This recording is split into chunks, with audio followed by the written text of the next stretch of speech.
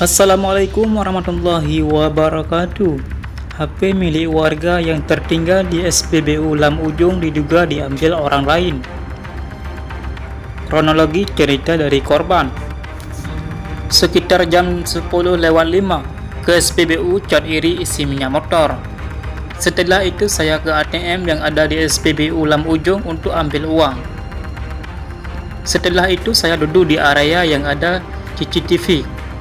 Saya taruh HP di sebelah kiri, helm di sebelah kanan, dan dompet dengan saya. Setelah selesai kawan saya isi minyak, saya bangun tapi saya lupa bawa HP.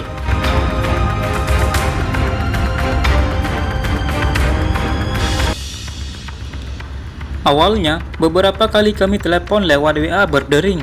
Beberapa menit kemudian, ditelepon tidak bisa dihubungi lagi baik lewat WA maupun telepon biasa. Sepertinya HP sudah dimatikan.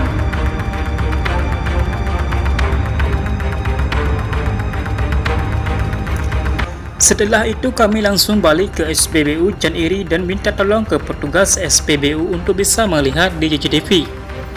Dan semalam dikirimkan rekaman di CCTV-nya yang menampilkan diduga kedua ibu itu mengambil HP-nya yang tertinggal.